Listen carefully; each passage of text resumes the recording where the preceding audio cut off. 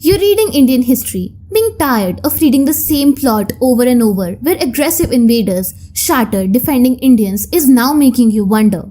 With all this wealth, ancient science and power, were Hindu kings really never able to cross borders? Rather just waited for someone to conquer them? Wasn't there any Indian king who just broke all these stereotypes and went Genghis Khan mode on everybody he fought? Someone who is brutal to his enemy and does not spare him, rather increase his empire as much as he can? Make me a promise. At the end of this video, if you're surprised of the facts we are going to present, then you'll share this video with your friends, family and everywhere possible. Today, I'm gonna introduce you to the greatest Indian king that has ever lived. Considering where he was from compared to the current situation of the place right now, you'll definitely get shocked. His name is the supreme ruler of the Karkota dynasty, Lalitaditya Muktapida. Unparalleled, incomparable and insurmountable are the three words of excellence that can together describe the world conqueror, King Lalitaditya Muktapida, in the world of documented history. Lalitaditya Muktapida was born in Kashmir in the Karkota Empire, which exercised influence in northwestern India from 625 CE until 1003 CE. It was the kingdom that flourished in present-day Kashmir, which ascended to the demise of Kannauj in the 7th century. The Karkota dynasty was founded by King Durlabhag II. He was born as the youngest son to Raja Durlabhag, who was also known as Pratap Aditya, and Rani Narendra Prabha. Before he ascended the throne of Kashmir, his elder brothers Vajraditya, also known as Chandrapid, and Udayaditya, also known as Tarapid, were kings respectively. The king, who carried his prowess, abandoned his warlike fury when the opposing kings discreetly folded their palms at his victorious onset. At the sound of his drums in the attack, the dwellings of his enemies were diverted by the inhabitants and thus resembled women dropping in fright the burden of their wombs. This is how Iranian scholars used to describe their greatest nemesis, the world conqueror Lalitaditya. The numerous conquests of Lalitaditya are mentioned by the brilliant Iranian scholar Al-Biruni of Khaiva. Al-Biruni, for example, informs us of the triumph of the Kashmiri king Mutai, that is, Muktapida of Lalitaditya over the Turks. According to Al-Biruni, a festival was held on the second day of Chaith every year for centuries to celebrate the victory of King Mutai or Muktapida over the Turks. In this video, we'll mainly focus on his conquests, so that you can understand the power and influence of Kashmiri Hindus on Asia. After his two elder brothers, Lalitaditya Muktapida ascended the throne of Karkota dynasty. Just when Lalitaditya became the king, he faced a tough challenge to defend his kingdom from both rising Tibetan Empire and coming Arab Islamic Caliphate, both being impregnable. However, Lalitaditya was not someone to be easily intimidated by the problems. In 724 AD, Lalitaditya allied with Yashovarman of Kannauj and Shahis of Kabul to defend India from both Tibet and Arabs. Afghani Hindu Shahis were able to provide assistance against the incoming Arab Umayyad Caliphate and Yashovarman against the Tibetans. Yashovarman's empire consisted of present-day Uttar Pradesh, Jharkhand, Bihar and some parts of Chhattisgarh and Bengal called Kannauj, which he succeeded from the great Harshvardhan. Lalitaditya was able to conquer the whole Kashmir, taking Uttarakhand and Gilgit, Baltistan region in the process, and after which Lalitaditya and Yashovarman signed a peace treaty. However, Yashovarman unfortunately in the peace treaty placed his name before Lalitaditya's name, which was a great insult to any king during those days, for which a war broke out between Lalitaditya Muktapida and Yashovarman. It is said that Yashovarman and his family were completely wiped out of existence, and in 733 CE, the kingdom of Kannauj was subjugated under the Karkota dynasty of Lalitaditya Muktapida. Now, Lalitaditya, after winning the most powerful and dominating state, started a conquest of the entire India. Lalitaditya marched to present-day Bengal and Assam, also called Pragjyotisha, and liberated east of India from the Tibet Empire. He then marched onto the kingdom of Kalinga, present-day Odisha, where the emperor submitted easily and Lalitaditya captured many war elephants, the tanks of the medieval period. Lalitaditya now reached the eastern seas and pursued his course along the coast towards the south, conquering as he went. The Chalukyan Carnatic Empire submitted on his approach only where he married the Carnatic queen Rati, thus winning almost the whole South India. Lalitaditya Muktapida and his army rested on the banks of river Kaveri beneath the palm trees drinking coconut water. To prove the inferiority of the people of the south, he made them wear clothes with a tail touching the ground. There was not a single town, village, island, sea or river in India where he did not raise triumphal monuments. Singing the songs of his victory, Lalitaditya and his army marched into present-day Maharashtra and conquered the local Maratha tribe kingdoms of the Konkan region as well as Madhya Pradesh in the process. To mark his conquest, he gave every king to wear a symbol of his supremacy to signify that all Indians are now under the Kashmir king Lalitaditya Muktapida. Finding that almost all the kings had been conquered in the east, west and southern India, Lalitaditya turned towards the north, annexing Gujarat, Malwa and Mewar in the west, where he met the founder of Mewar, Bappa Rawal, and made him join his mission of the world conquest of the Hindus.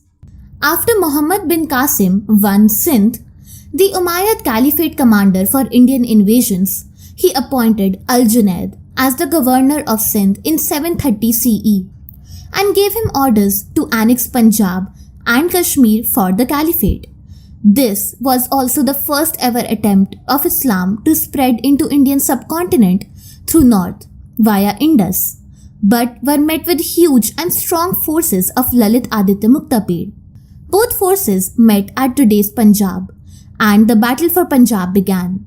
Lalitaditya destroyed Junaid's army, annexed Punjab province, also putting all the alive Arabs behind the bars, and starved Al-Junaid to death, which is beautifully mentioned in the book Tarikh-ul-Hind by Al-Biruni. Being never satisfied with the victories, Lalitaditya, after this incident, decided to teach Arabs a lifelong lesson to never come back to India.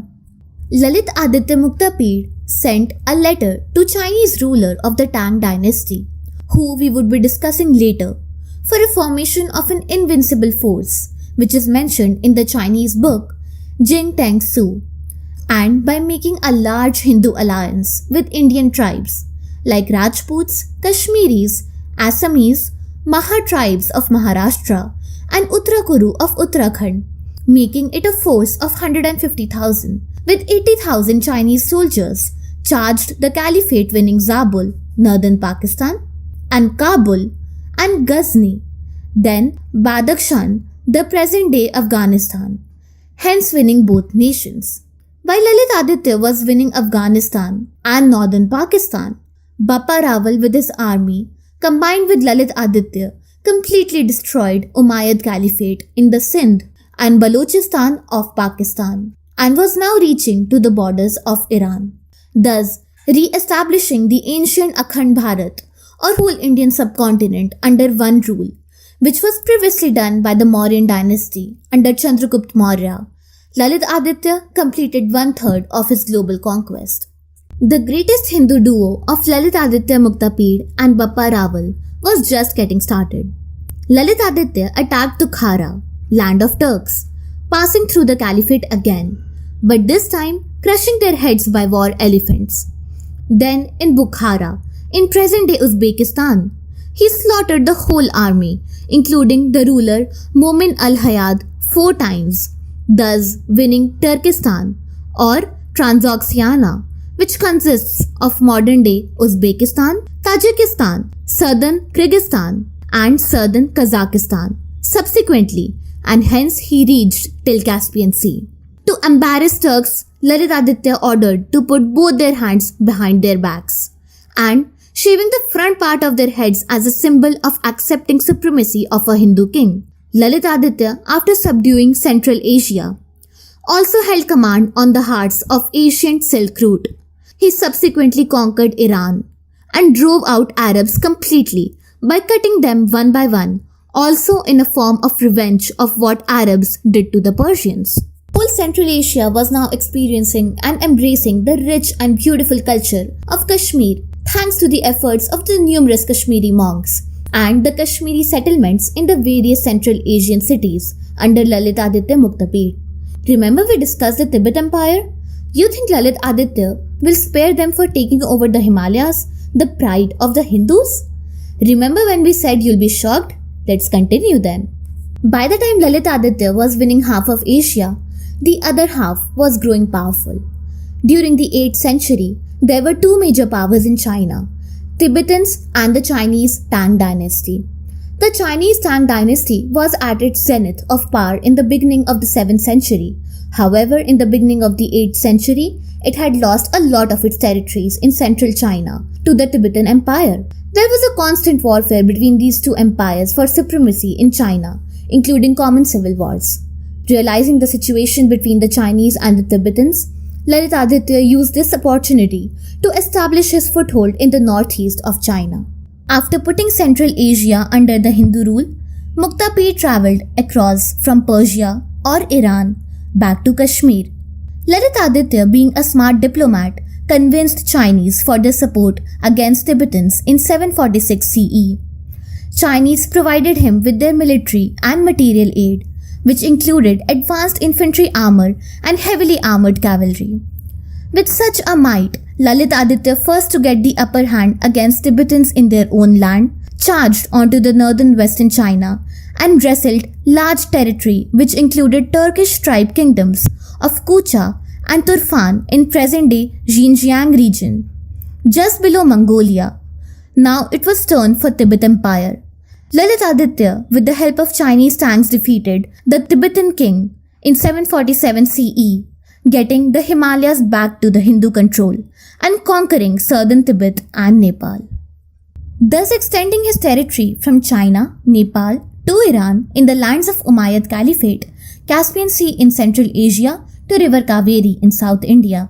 Lalitaditya Muktapida's Karkota Kashmir Empire was estimated to be an empire of 8 million kilometers, which is actually the Maurya king Chandragupta and Mughal king Akbar combined, making it the fourth biggest empire after British, Mongol and the Russian Empire, and thus fulfilled his mission of world conquest, also called Digvijay. Muktapida was a liberal king. Though he was a Hindu, he had equal respect for all faiths. Kalhana also informs us that he was a compassionate ruler who was well versed in the Shastras. He expressed interest in other areas besides his military campaigns. Art and trade gained importance during his reign. Religious festivals were held, and special facilities as well as encouragement were provided to support painters as well as sculptors. He was a very successful writer and a veena player as well. Lalitaditya was also a very good administrator regarding distributing the wealth equally among his subjects. He later changed his capital from Srinagar to Parihaspur and built the majestic Martyred Sun Temple in the Anantnag district in Kashmir. It is one of the oldest known sun temples in India and was one of the biggest temple complexes of those days in Asia, with a primary shrine in its center, surrounded by 84 smaller shrines, which was later destroyed by Sikandar Shah Miri in 14th century. In the year 760 AD, the reign of this great king came to an end. According to Kalhana, there were two versions relating to the death of Lalitaditya.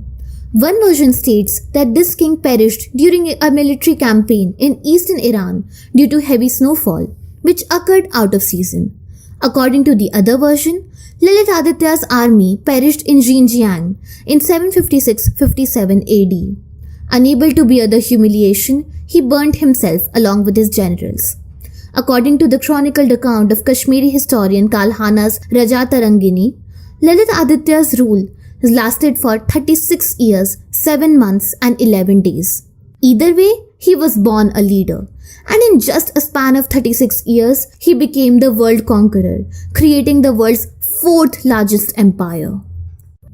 Shocked, right?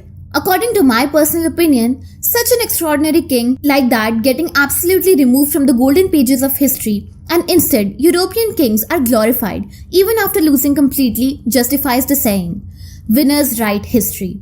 If you look at the present condition of Jammu and Kashmir, the state of India, and compare it to the Kashmir of Lalitaditya, it will be simply a comparison of heaven and hell. Modern politics, conflicts have made it a riot spot, terrorist camp holder. No matter what's the situation of Kashmir today, if you are a Kashmiri, you should be proud of your rich and powerful heritage of world conquest. If the mentality and brutality with which Lalitaditya Muktapida showed to his enemies was followed by Indian king even after the 11th century, India may have had a different map or at least a better state of Kashmir than what it is now. Lalitaditya Muktapida's journey of world conquest was heard everywhere around the world and should be revived in the modern world too. Also, if you're doubting our research, which is quite natural because of the manipulation present in the Indian history, US Department of State geographer in 2012 confirmed the empire of Lalitaditya Muktapida as being spread across whole Asia. Fun fact, Lalitaditya Muktapida was the person who made Kashmir the heaven on earth, which was also stated by Amir Khusrau that if there's heaven on earth, it's in Kashmir and Kashmir only. From the 7th to 12th century, out of these 500 years, because of his fear and the Karkota dynasty, Lalitaditya Muktapida was solely responsible for no foreign invasions all alone for straight 100 years on the Indian soil. Well, we completed our promise. Now it's your turn to like,